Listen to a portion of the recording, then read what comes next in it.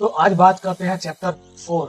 और चैप्टर 4 में हम क्या सीखने वाले हैं मैं पहले से ही लिख के रखता हूँ, मैं ऑलरेडी बता चुका हूँ। इसमें हम सीखेंगे एरे, जो कि बहुत ही इंपॉर्टेंट है।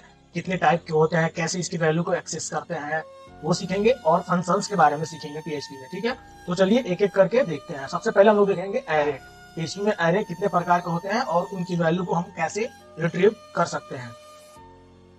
ठीक है, तो सबसे पहला क्या काम होता है कि हमें जैम्प को ऑन करना पड़ता है। तो मैं ऑलरेडी यहाँ पे देख लीजिए, मैं अपाचे सर्वर को ऑन कर लिया हूँ और इस फोल्डर को मैं क्या करूंगा, वीएस कोड में ओपन कर लूंगा।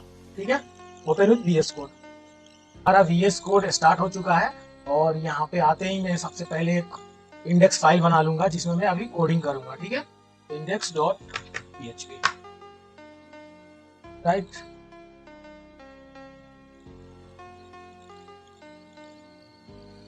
ठीक है, तो ये मेरा इंडेक्स फाइल बन के आ गया।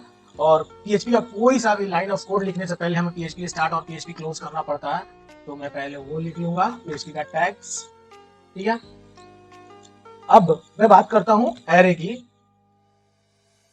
जिसमें हम ये चीजें सीखने वाले हैं। तो सबसे पहले हमारा आता है इंडेक्सिंग एरे। अब मैं प्रीवियस वीडियो में बता चुका इंडेक्सिंग एरे, लेकिन फिर भी यहाँ पे मैं एक बता रहा हूँ इंडेक्सिंग एरे क्या क्या कैसे होता है, क्या होता है इंडेक्सिंग एरे।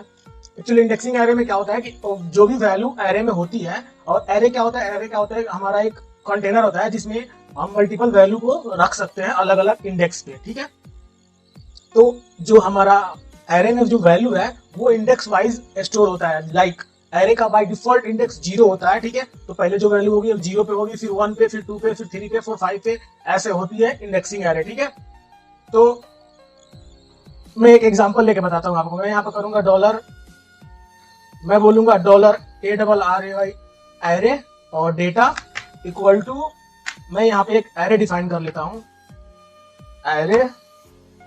और या तो आप एरे ऐसे भी डिफाइन कर सकते हैं जिसमें मैं वैल्यू डाल दूंगा, सपोज फर्स्ट पे मैंने डाल दिया 90 और ये स्ट्रिंग में डाला हूं मैं, सेकंड पे मैं डाल दिया 10, ये इंटीजर डाला हूं मैं। ठीक है, थर्ड पे मैं डाल देता हूं एक स्ट्रिंग और code with code, and third fourth पे मैं एक और इंटीजर वैल्यू डाल देता हूं। या तो आप इसको ऐसे डिफाइन कर सकते हैं एरे को, या सॉरी ये कॉमा नहीं रहेगा, या सिंपल आप इसको एरे ना लिख के स्क्वायर ब्रैकेट दे सकते हैं। एरे ना लिख के आप इसको स्क्वायर ब्रैकेट दे सकते हैं, जिससे ये एरे हो जाता है। ठीक है, तो आप ऐसे भी डिफाइन कर सकते हैं, बस यहाँ पे एरे 2 बोलना पड़ेगा, इसका नाम वेरिएबल नाम सेम हो जाता है। ठीक है, तो ये आप ऐसे दोनों तरीका से एरे बना सकते हैं। तो ये हमारा ये क्या है, एरे है जिसमें मैं मल्टीपल्स वैल्यू रखा हूँ। वो भी मल्टीपल टाइप्स के हैं, जैसे सबसे पहले स्ट्रिंग है, फिर इंटीजर है, फिर स्ट्रिंग है, फिर इंटीजर है, ऐसे है। ठीक है, तो ये हमारा क्या है, इंडेक्सिंग एरे। इसको हम क्या बोलेंगे, इंडेक्सिंग एरे, क्योंकि इसकी इंडेक्सिंग बाय डिफॉल्ट हुई है एरे के थ्रू। इंडेक्सिंग, इंडेक्स्ड एरे, इसको मैं बोल दूंगा इंडेक्स एरे। अब मैं एसोसिएटिव एरे बताता हूं आपको, डॉलर शॉक ARRAY एरे। ठीक है, ये जो मैं बता रहा हूं वो होगा एसोसिएटिव एरे। तो फिर इसको भी आप ऐसे ही लिख सकते हैं, या तो स्क्वायर ब्रैकेट से लिखे या तो एरे लिखे पहले। तो मैं पहले एरे लिख दिया, सेमीकोलन दे दिया, और मैं क्या बोलता हूं इसको, एसोसिएटिव एरे का मतलब क्या होता है, की एंड वैल्यू का पेयर होता है, उसको बोलते हैं एसोसिएटिव एरे। जिस सपोज ये आपका 90 वैल्यू है तो इसका कोई की होगा, एसोसिएटिव एरे में इसका कोई की होगा जिससे हम लोग इसको रिट्रीव करेंगे, जिससे हम लोग इसको देख पाएंगे ब्राउजर पे। अभी आपको 90 देखना होगा तो हमें इंडेक्सिंग एरे यूज करनी पड़ती है, राइट। ये 0 इंडेक्स पे है तो हम इसको देख पाएंगे, मतलब इस वैल्यू को रिट्रीव कर पाएंगे, आई मीन। तो वैसे ही आप एसोसिएटिव एरे में क्या कर सकते हैं, एक की दे सकते हैं। तो मैं यहाँ पे दे देता हूं एक की एज एज, और एज में मैं क्या असाइन कर देता हूं, 36, राइट। तो कॉमा, एज क्या हुई, यहाँ पे एज क्या हुई, की हुई, और इसकी वैल्यू क्या हुई, 36। यानी कि जब मुझे इस एरे को मैं जब रिट्रीव करूंगा, मींस इस एरे की वैल्यू को मैं देखना चाहूंगा, तो मुझे की क्या देनी पड़ेगी, एज। तो मुझे क्या मिलेगा, 36, राइट।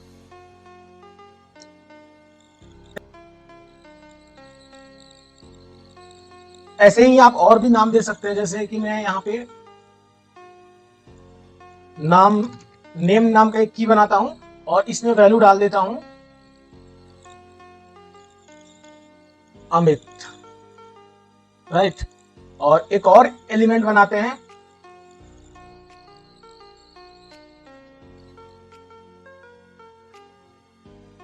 Company name. इसमें मैं वैल्यू क्या असाइन कर रहा हूं, कोड विथ कोड। सपोज मेरे पास एक एरे है, एसोसिएटिव एरे, जिसमें 3 एलिमेंट है, एक एलिमेंट, 2 एलिमेंट और 3 एलिमेंट, ठीक है।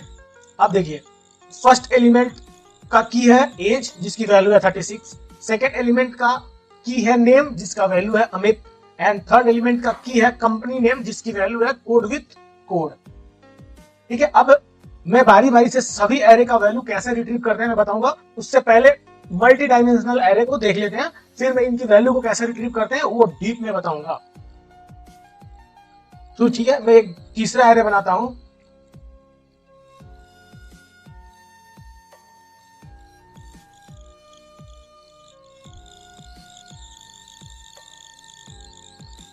Array, multi dimensional array. इसको भी मैं एरे से ही स्टार्ट करूंगा और आप चाहें तो स्क्वायर ब्रैकेट से भी स्टार्ट कर सकते हैं, ठीक है, और सेमीकोलन, ठीक है। इसके अंदर मैं क्या करता हूं, एक और एरे बनाता हूं, यानी कि फर्स्ट इंडेक्स में मैं एक और एरे बनाया और इसमें मैं वैल्यू रख देता हूं फर्स्ट, इसमें वैल्यू रखता हूं एफ, फर्स्ट एरे का फर्स्ट एलिमेंट, ठीक है। और एक और वैल्यू रख देता हूं एफ एस, फर्स्ट एरे का सेकेंड एलिमेंट, ठीक है। अब फिर मैं कोमा देता हूं और यहां पे एक और एरे बना लेता हूं मैं, जिसको मैं बोलता हूं सेकेंड एरे का first element, comma second array का सेकेंड एलिमेंट। मैं यहां पे नंबर वगैरह भी ले सकता था, लेकिन चीजें ज्यादा समझ में आए इसलिए मैं ये चीजें शॉर्ट फॉर्म में ले रहा हूं, क्योंकि समझ में आया, ठीक है। तो अभी क्या है कि मैं एक मल्टी डायमेंशनल एरे बनाया, जिस कैसे बनाते हैं उसको, एक एरे लिया, उसके अंदर एक और एरे लिया, उसके अंदर एक और एरे लिया, मींस ये 2 डायमेंशनल एरे हो गया, ठीक है। यानी कि फर्स्ट जब एरे की बात करेंगे तो इस एरे के 0 इंडेक्स पे एक एरे है, और फिर फर्स्ट एरे के सेकंड मतलब 1 इंडेक्स पर एक दूसरा एरे है, तो इसको बोलते हैं मल्टी डायमेंशनल एरे। मैं यहां पे लिख भी देता हूं,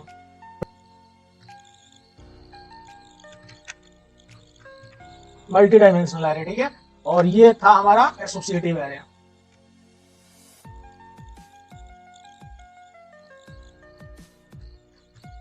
ये था हमारा एसोसिएटिव एरे, ये है मल्टी डायमेंशनल एरे, ठीक है।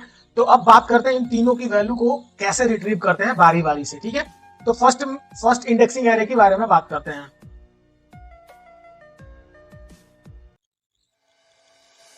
इंडेक्स्ड एरे, ठीक है, यानी कि हमारा एरे का नाम क्या है, एरे डेटा, राइट।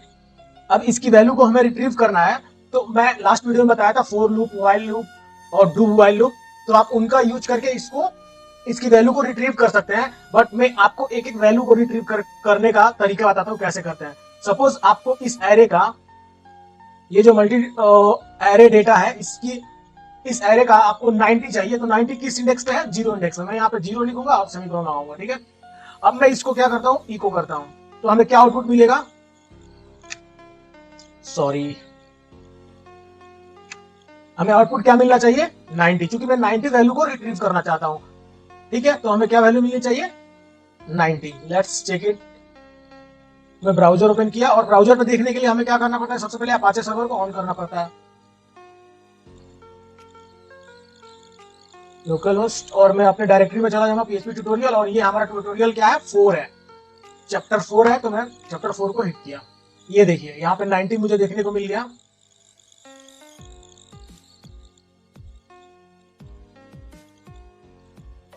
ठीक है।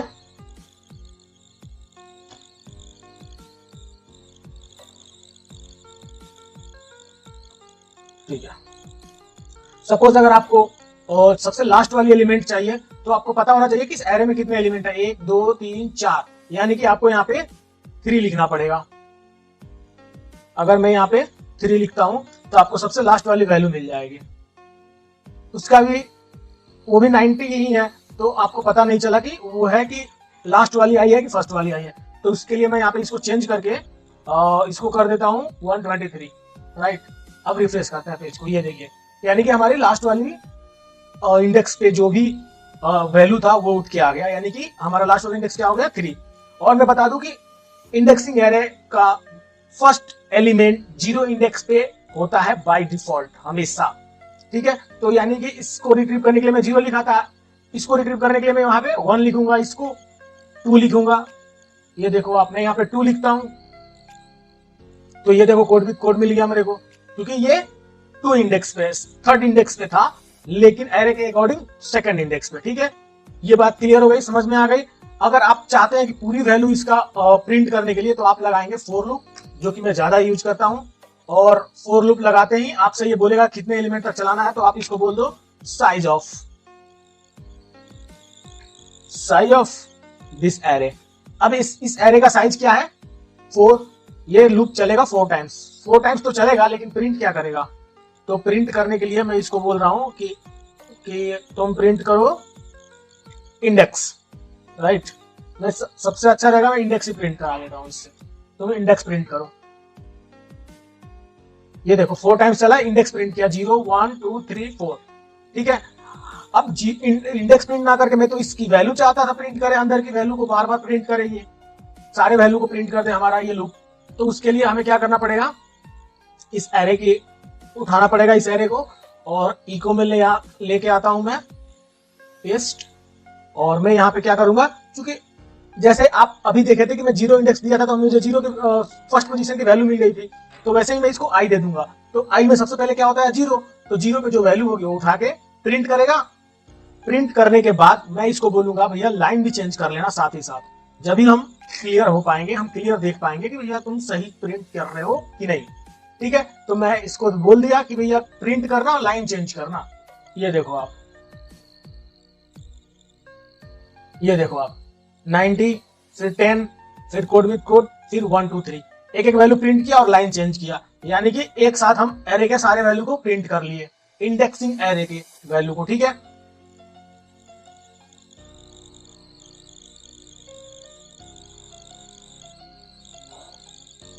अब बात करते हैं एसोसिएटिव एरे के वैल्यू को कैसे प्रिंट करना है, आपको कैसे इस वैल्यू के साथ खेलना है, ठीक है। क्योंकि अगर आप PHP में काम कर रहे हो तो आपको हमेशा डायनेमिक चीजों के साथ ही खेलना होता है, डायनेमिक डेटा के साथ ही खेलना होता है, तो इन सब चीजों का वैल्यू रिट्रीव करने में आना चाहिए आपको, ठीक है। तो अब मैं बताता हूं एसोसिएटिव एरे का वैल्यू कैसे प्रिंट करते हैं, ठीक है।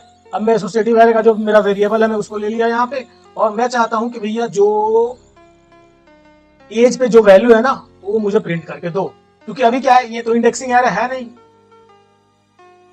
कि 0 इंडेक्स पे जो वैल्यू है वो हमें मिल जाएगी, ये तो हमारा एसोसिएटिव एरे है। तो मैं एसोसिएटिव एरे को बोल दिया कि ये हमारा की है, इसकी जो वैल्यू होगी ना वो मुझे दो, तो मैं इसमें मेरे को वैल्यू मिल जाएगी 36। अब इसको देखने के लिए मुझे क्या करना पड़ेगा, ब्राउजर पे देखने के लिए मुझे लिखना पड़ेगा यहाँ पे इको, ठीक है। अब मैं इसको करूंगा पेज को रिफ्रेश, ये देखिए 36 मिल गया, यानी कि एसोसिएटिव एरे के वैल्यू को रिट्रीव करने के लिए हमें की चाहिए, तो वो वैल्यू ऑटोमेटिक प्रिंट हो जाएगी हमें, ठीक है। अब इसको भी मैं बताऊंगा कि आप लूप से कैसे सभी एरे के वैल्यू को एक साथ देख सकते हैं, मैं अभी उसको बता देता हूं। सपोज आपको सबसे लास्ट वाली जिस एरे का, जिस एलिमेंट का की वैल्यू कंपनी नेम है, मुझे उसकी वैल्यू देखना है, तो मैं यहाँ पे सिर्फ कंपनी नेम लिखूंगा, क्योंकि ये इंडेक्सिंग एरे नहीं है, ये है एसोसिएटिव एरे। तो ये देखिए company name code with code आ गया, क्योंकि मैंने क्या किया, कंपनी नेम प्रिंट करने की कोशिश किया, तो ये मुझे कोड विद कोड दे दिया, ठीक है। अब ऐसा क्यों कर रहे हैं हम लोग, ये है एसोसिएटिव एरे, इसलिए हम लोग उसकी की का नाम दे रहे हैं बस, राइट। अब इसको मैं करता हूं थोड़ी देर के लिए कमेंट, और फिर से मैं ये एरे उठा के लेके आता हूं, और मैं आपको बताता हूं आप फॉर ईच लूप से इसको कैसे प्रिंट कर सकते हो, पूरी की पूरी एरे को। अब एसोसिएटिव एरे को प्रिंट करने के लिए आपको करना पड़ता है, आपको यूज करना पड़ता है फॉर ईच लूप, ठीक है।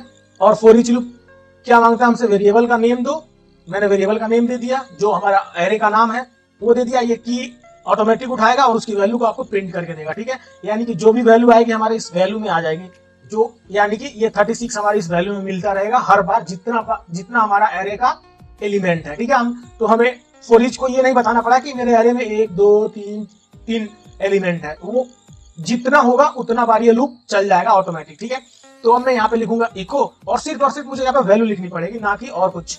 ऐसे नहीं लिखना पड़ेगा हमें एरे और की का नाम नहीं लिखना पड़ेगा, क्योंकि की ऑलरेडी वैल्यू में बदल चुकी है और की वैल्यू ऑलरेडी उठ के वैल्यू में आ चुकी है। आप इसको ऐसे बोल सकते हो, की वैल्यू जो दी होगी वो हमारे वैल्यू वेरिएबल में ऑटोमेटिक उठ के आ चुकी है फॉर ईच लूप से। और मैं अभी इसको प्रिंट करूंगा तो आप देखना कि मुझे सारी वैल्यू मिल जाएगी यहाँ पे।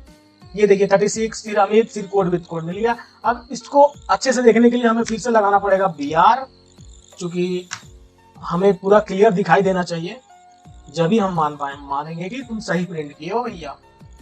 ये देखिए 36 अमित, फिर कोड विद कोड, राइट। तो आई थिंक आप समझ गए होंगे कि एसोसिएटिव एरे का वैल्यू कैसे रिट्रीव करते हैं। अब मैं बात करता हूं मल्टी डायमेंशनल एरे की वैल्यू को रिट्रीव करने का।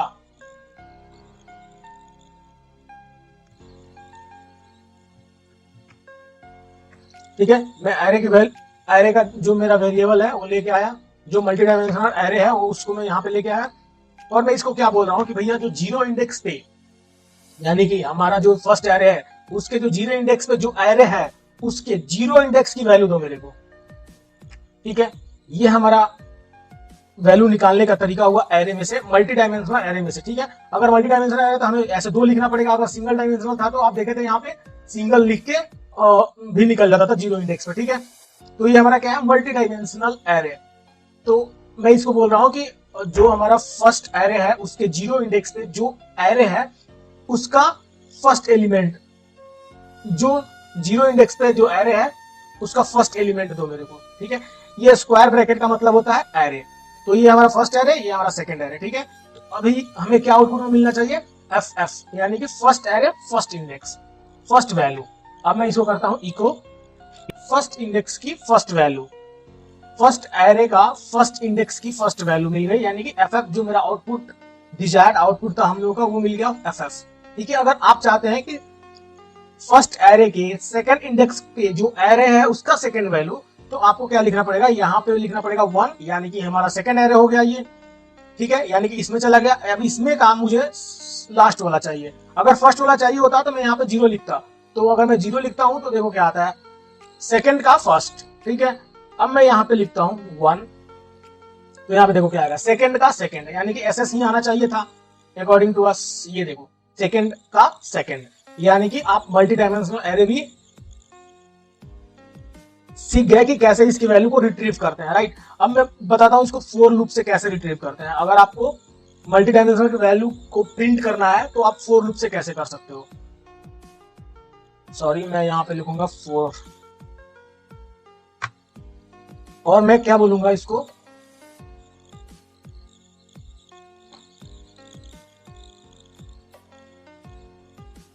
Size of this. अब ये कितना इसका क्या साइज है, इसमें कितने एलिमेंट है, 2, 1 और 2, यानी कि जो मेरा फर्स्ट एरे है उसमें कितने एलिमेंट है, 2, यानी कि ये लूप कितना टाइम चलेगा, फर्स्ट लूप कितना टाइम चलेगा, 2 टाइम्स। ठीक है, तो मैं फिलहाल प्रिंट करके देखता हूं कि 2 टाइम्स ये लूप चला या नहीं। ठीक है, अब जब भी चलेगा तो फर्स्ट एरे में जो भी फर्स्ट एलिमेंट पे जो भी वैल्यू है वो प्रिंट करेगा। और फर्स्ट एलिमेंट पे क्या वैल्यू है, एक दूसरा एरे है, तो एरे को प्रिंट करने के लिए हम प्रिंट R लिखते हैं, और इसमें इको लिखेंगे तो एरर दे देगा। ठीक है, तो मैं यहाँ पे क्या लिखूंगा, प्रिंट R, और ये वैल्यू दिया इसको, और मैं डायनेमिक वैल्यू क्या दूंगा, $i।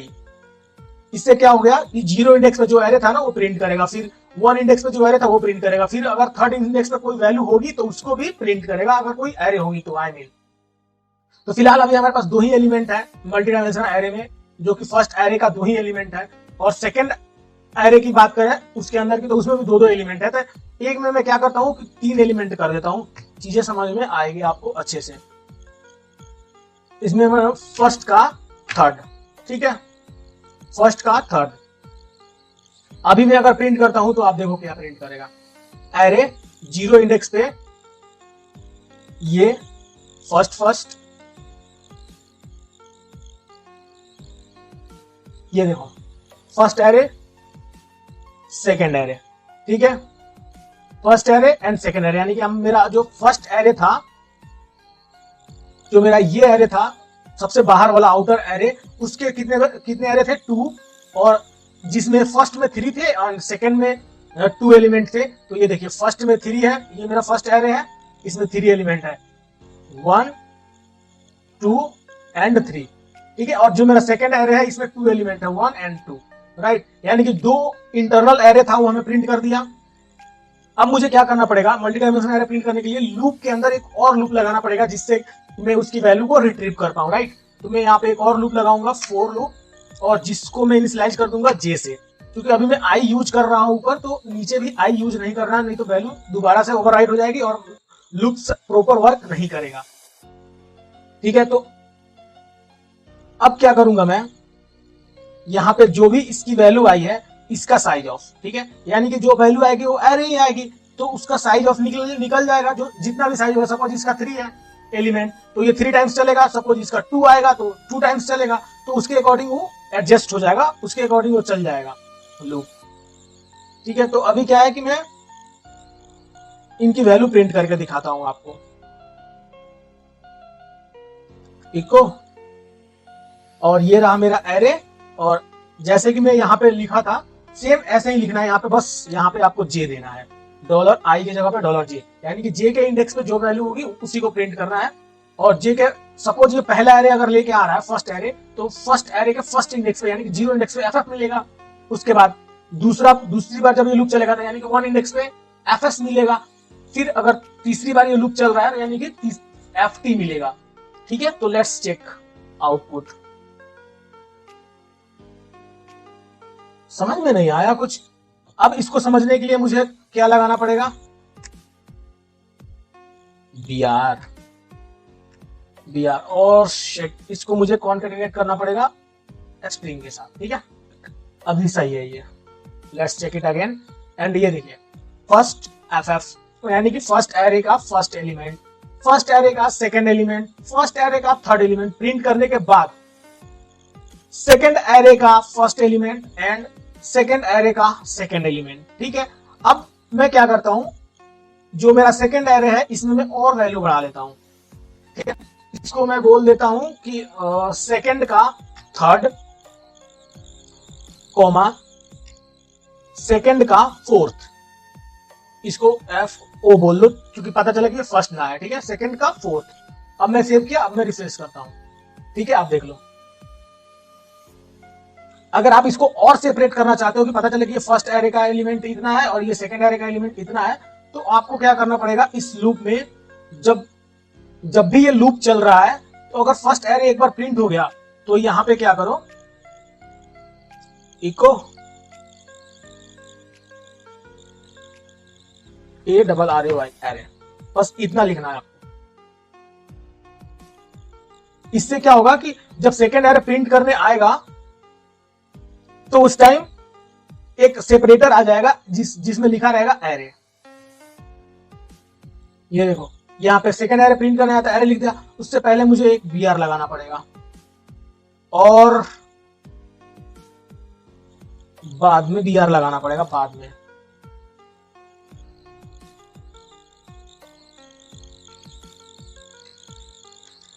इसके अंदर ही लिख सकते हैं आप BR लिखने के बाद मैं चाहता हूं कि बताए भी कि ये कौन सा एरे है, फर्स्ट एरे या सेकंड एरे है, तो उसके लिए मैं यहां पे लिखूंगा $i, और BR से पहले लिखना पड़ेगा मेरे को $i, ठीक है। तो अब मुझे यहां पे लिखना है PHP का वेरिएबल, तो मैं क्या करूंगा, ये, ठीक है। मैं क्या किया, दो वैल्यू को कॉन्केटिनेट कर दिया, एरे लिखा पहले, फिर मेरा वेरिएबल का नाम लिख दिया $i और फिर BR लगाया, राइट। अब देखो क्या होगा, ये देखो फर्स्ट एरे प्रिंट हो गया, यानी कि एरे 0 प्रिंट हो गया पूरा, फिर 0 इंडेक्स पे जो एरे थी, यानी कि जो मेरा मल्टी डायमेंशनल एरे था उसके 0 इंडेक्स पे जो एरे थी वो प्रिंट हो गया पूरा ऊपर में। अब ये एरे प्रिंट हुआ पूरा और इसको बोल रहा है कि ये फर्स्ट एरे है, यानी कि जो मेरा सेकंड एरे है अकॉर्डिंग टू, ठीक है। तो इसको आप चाहो तो ऊपर लिख लोगे तो ज्यादा समझ में आएगा आपको, यहाँ पे लिख लो, ठीक है। अब देखो जो 0 इंडेक्स पे एरे है ये रहा, जो मेरा सेकंड इंडेक्स पे जो एरे है वो एरे का वैल्यू ये रहा, ठीक है। तो इस तरह से आप मल्टी डायमेंशनल एरे को भी प्रिंट कर सकते हो और इस वैल्यू को रिट्रीव कर सकते हो, मल्टी डायमेंशनल एरे के वैल्यू को भी आप रिट्रीव कर सकते हो। तो आई होप कि आपको समझ में आया होगा multi dimensional array, indexing array, associative array, और तीनों के बीच में डिफरेंस आराम से डिफरेंशिएट कर पाओगे आप। अगर इन फ्यूचर कभी भी प्रॉब्लम होती है तो आप हमें डायरेक्टली पूछ सकते हो, कोई इशू नहीं है। तो अभी हम देखते हैं creating and using functions in PHP, ठीक है। अभी हम लोग एरे को कंप्लीट कर लिए। आई होप कि आपको एरे में कोई प्रॉब्लम नहीं होगी किसी को भी, ठीक है। तो अब पीएचपी का फंक्शंस की बात करते हैं। पीएचपी में फंक्शन क्रिएट करने के लिए हमें सिर्फ लिखना पड़ता है आप पब्लिक फंक्शन, फिर फंक्शन के नाम, फंक्शन के नाम क्या होंगे, suppose function add two number, ठीक है। और इसमें क्या क्या आर्गुमेंट पास होंगे, अभी मैं आर्गुमेंट वाला नहीं बता रहा, अभी मैं सिंपल एक फंक्शन बता रहा हूं आपको, उसको कॉल कैसे करना है। तो इस फंक्शन में मैं क्या लिख रहा हूं, अगर फंक्शन है तो ये पक्का कुछ ना कुछ रिटर्न करेगा हमें, ठीक है। अगर जो फंक्शन रिटर्न नहीं करता उसको वॉइड बोलते हैं, ठीक है। तो अभी हमें कुछ ना कुछ ये रिटर्न करेगा, तो रिटर्न क्या करेगा मैं वो लिखता हूं यहाँ पे, ये रिटर्न करेगा I am with out argument function, ठीक है। ये फंक्शन को जब भी मैं कॉल करूंगा तो ये मुझे क्या रिटर्न करेगा, ये रिटर्न करेगा आई एम विदाउट आर्ग्यूमेंट फंक्शन, ठीक है।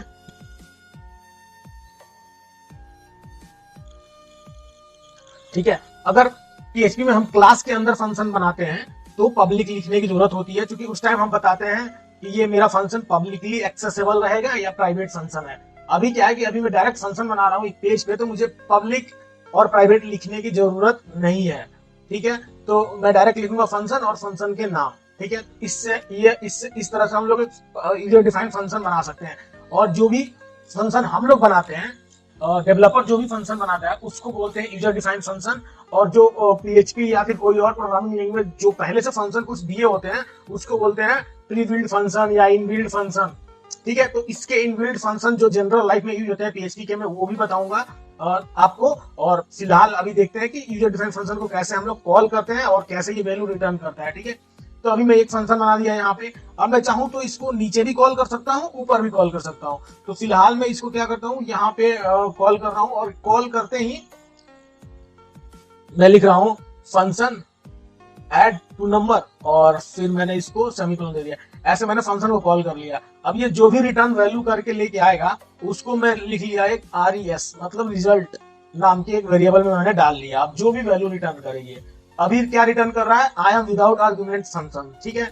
तो मैंने एक वेरिएबल में डाल दिया। अब मैं इसको करूंगा इको और $RES करूंगा, तो अब मुझे क्या मिलेगा, I am not argument, I am without argument function, ठीक है। Let's check it. ये हमारा एरे वाला था, तो मुझे यहाँ पे अभी इंडेक्स नहीं है मेरा, तो अभी फंक्शन है, तो अभी मुझे लिखना पड़ेगा fun functions.php, ठीक है। ये देखिए यहाँ पे आउटपुट क्या आया, आई एम विदाउट आर्ग्यूमेंट फंक्शंस, ठीक है। और ये ऐसा नहीं होगा, ठीक है। आई एम विदाउट आर्ग्यूमेंट फंक्शन क्या क्यों रिटर्न किया, ये अभी मैं ये फंक्शन बनाया हूं 2 नंबर्स को ऐड करने के लिए, लेकिन फिलहाल मैं अगर इसको नंबर पास करूंगा जब भी तो ये ऐड करके रिटर्न करेगा। लेकिन अभी मैं इसको एक स्ट्रिंग, सिंपल सी एक स्ट्रिंग रिटर्न कर रहा हूं ताकि आप लोगों को ज्यादा समझ में आए। तो ऐसा नहीं है कि हम लोग क्या रिटर्न करें, क्या करें, इसी सोच में मैं भी जब पहले सीख रहा था तो मैं परेशान था कि रिटर्न कैसे होता है, कौन सी वैल्यू जाती है, वो स्ट्रिंग में जाएगी कि इंटीजर में जाएगी। आपको जो रिटर्न करना है ना, जो चाहते हो कि ये फंक्शन जो कॉल, मतलब मेरे कहने का मतलब ये है कि ये फंक्शन जो भी कॉल करे XYZ इस पेज से कहीं से भी इस फंक्शन को कॉल हो, या फिर दूसरे भी पेज से इस फंक्शन को अगर ये फंक्शन कोई कॉल करे तो उसको 10 मिले, मैं ये चाहता हूं बस। तो मैंने क्या किया, इस फंक्शन को कॉल किया, मेरे को क्या मिल जाएगा 10। तो मैं ये देखो यहाँ पे 10 मिल गया। तो आपके ऊपर है कि आप कौन सी वैल्यू देना चाहते हो फंक्शन को रिटर्न में। आप काम कुछ और कराओ, रिटर्न कुछ और कराओ। It's a user defined function. यहाँ पे आप डिफाइन कर रहे हो कि आप काम क्या करा रहे हो, रिटर्न क्या करा रहे हो, पूरी टोटली आपके ऊपर डिपेंड है, ठीक है। तो मैं बस इस फंक्शन में कुछ नहीं लिखा था, मैंने बस एक फंक्शन को डिक्लेयर किया और रिटर्न में मैंने हार्ड कोडेड वैल्यू 10 डाल दिया था। तो वो मुझे जब मैं फंक्शन को कॉल किया तो मुझे मिल गया, ठीक है। अब मैं इसी फंक्शन को, जैसे कि मैं फंक्शन का नाम दिया था फंक्शन ऐड टू नंबर, तो मैं क्या कर रहा हूँ, इसको पैरामीटराइज बना रहा हूँ विद आर्गुमेंट, कि मैं आर्गुमेंट पास करूंगा, उधर से मुझे रिजल्ट रिटर्न मिलेगा, ठीक है। तो अब मैं क्या कर रहा हूँ, यहाँ पे मैं क्या कर रहा हूँ, दो वेरिएबल को रिसीव कर रहा हूँ। इसको बोलता हूँ मैं num1 को मैंने रिसीव कर लिया, $num2 को मैंने रिसीव कर लिया, ठीक है। जब मैं इसको रिसीव कर रहा हूँ यहाँ पे, तो मुझे यहाँ से पास भी करना पड़ेगा 2 नंबर। तो मैं इसको बोल देता हूँ 90 और 67, मैंने 2 नंबर पास कर दिए, ठीक है। अब जब मैं 2 नंबर पास कर दिया तो आपको क्या लग रहा है, ये ऐड लिख देने से ये ऐड करके दे देगा? Let's see. नहीं दिया, उसने तो 10 ही दिया, क्योंकि मैं नंबर लिया हूं और नंबर पास भी किया आर्गुमेंट में और नंबर लिया भी हूं, लेकिन नंबर का कुछ किया ही नहीं फंक्शन के अंदर, ठीक है। मैं तो 10 का 10 ही रिटर्न करा रहा हूं, क्योंकि ये मेरा फंक्शन है, यूजर डिफाइंड फंक्शन है, ठीक है। ऐड की जगह पर मैं चाहूं तो सब्सट्रैक्ट लगा दूंगा अंदर, तो मुझे सब्सट्रैक्ट की वैल्यू मिलेगी। इसको बोलते हैं user defined function. I hope कि आपको अब समझ में आ गया होगा फंक्शंस के फंडामेंटल्स, ठीक है। तो अब मैं क्या कर रहा हूं, मैं सबसे पहले क्या कर रहा हूं, इस दोनों नंबर को ऐड करके आपको रिटर्न करा लेता हूं, नहीं तो बहुत लोग परेशान होंगे कि अब ऐड कर लो, अब ऐड कर लो, कब ऐड करेगा। लो भैया, मैंने ऐड कर लिया। अब मैं क्या किया कि नंबर 1 नंबर 2 को ऐड करो और रिटर्न कर दो, खत्म। अब देखो क्या मिलेगा यहाँ पे, 157, ठीक है। यही मिलना चाहिए था, ऐड होकर इतना ही आएगा, राइट, ठीक है। अब मैं 2 नंबर लिया और उसको ऐड करके रिटर्न करा लिया। अब मैं चाहता हूं कि कुछ और काम हो यहाँ पे, ये मेरा फंक्शन है, रिटर्न होने से पहले मैं num1, मैं क्या चाहता हूं कि num1 का जो वैल्यू है इसमें 1 ऐड हो जाए, 10 ऐड हो जाए इसमें, तब जाके नीचे num1 को num2 में ऐड हो जाए। अब देखना क्या होगा, यहाँ पे 57 है ना, 157 है ना, अभी क्या आएगा 167, क्योंकि मैंने 10 ऐड किए हैं। देखो 167, मैंने क्या किया, आप जो मुझे वैल्यू दी है ना भैया, मैं उस num1 में जो मुझे वैल्यू दी है, मैं उसमें 10 ऐड किया, उसके बाद दोनों को ऐड किया, इस वैल्यू को भी और इस वैल्यू को भी। फर्स्ट वाले वैल्यू में 10 ऐड करने के बाद, मेरा फंक्शन है, मैं चाहूं तो 10 ऐड करूं, 10 माइनस करूं, मेरा फंक्शन है। ऐड करके फिर मैंने इसको रिटर्न कर दिया कि लो भैया, जो भी इस फंक्शन को कॉल किया है उसको ये वैल्यू दे देना। तो इसने यही वैल्यू दिया, यानी कि ये फंक्शन हमारे ऑर्डर के अनुसार चल रहा है, मतलब हम जो इसको ऑर्डर देंगे वही काम करेगा, क्योंकि ये हमारा फंक्शन है, यूजर डिफाइंड फंक्शन है, राइट। आई होप कि आपको ये फंक्शंस के फंडामेंटल समझ में आ गए होंगे। अब मैं कुछ प्री डिफाइंड फंक्शंस के नाम बता देता हूँ पीएचपी में, जो कि डेली लाइफ में यूज होते हैं।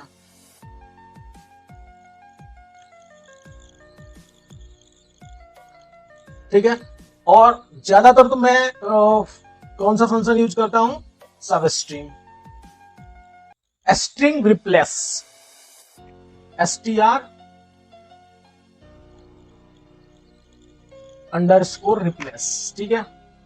ज्यादातर मैं ये फंक्शन यूज करता हूं, और ये फंक्शन करता क्या है मैं आपको बताता हूं, ठीक है। ये फंक्शन क्या करता है, आपका पूरा स्ट्रिंग सर्च करेगा, उसमें आपको जो वैल्यू रिप्लेस करके दूसरी वैल्यू डालनी है, तो वो ये काम करता है, ठीक है। तो मैं इसको क्या बोल रहा हूं कि तुम सर्च करना, जहां पे भी ये सिंबल होगा उसको रिप्लेस कर देना, उसको रिप्लेस कर देना क्या से, इससे, ठीक है।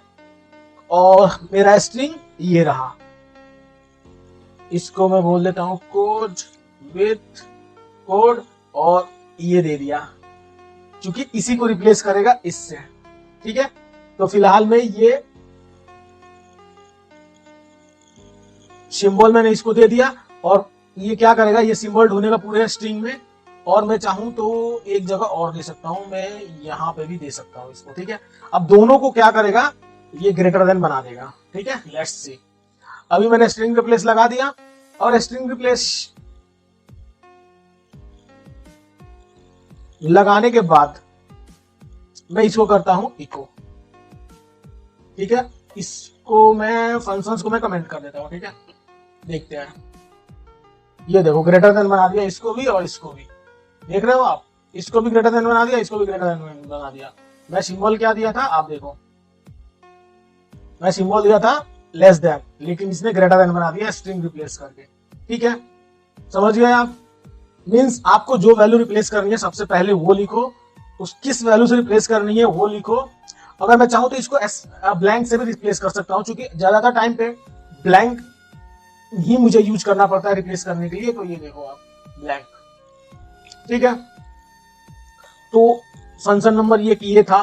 दूसरा फंक्शन क्या हो, कौन सा यूज, तो मैं यहाँ पे साइज ऑफ भी लिख देता हूँ। साइज ऑफ भी आप लिख सकते हो और काउंट भी लिख सकते हो। मैं यहाँ पे साइज ऑफ लिख, दोनों सेम काम करते हैं। ठीक है, काउंट एंड साइज ऑफ। और तीसरा फंक्शन जो है इको। ठीक है, चौथा है प्रिंट आर, जो कि बहुत इंपॉर्टेंट है। इससे भी ज्यादा इंपॉर्टेंट है var dump। ये सारे प्री डिफाइंड फंक्शन है जो कि हमें डेली लाइफ में यूज करना पड़ता है, हम लोग यूज करते हैं इसको। ठीक है, ये क्यों एरर दे रहा है, इसको आप ऐसे भी लिख सकते हो।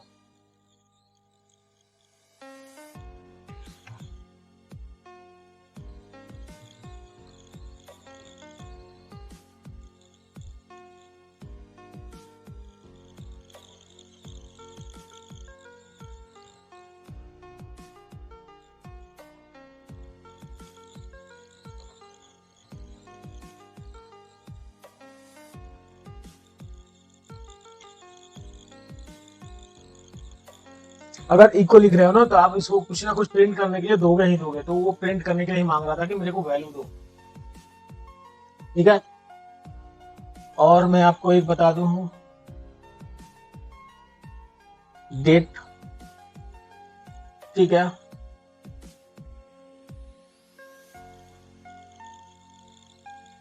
और एक होता है सब स्ट्रिंग, सब str। ये भी वैल्यू के लिए चिल्ला रहा है कि मुझे वैल्यू दो, वैल्यू दो, वैल्यू दो, वैल्यू दो। ये क्या, ठीक है, तो थर्ड पैरामीटर ऑप्शनल होता है। आप देख सकते हैं थर्ड पैरामीटर ऑप्शनल होता है, आप दे या ना दे, हमारा ये सब स्ट्रिंग काम कर जाता है। तो ये थे कुछ PHP के प्रीबिल्ड फंक्शंस, और ये थे हमारे यूजर डिफाइंड फंक्शन।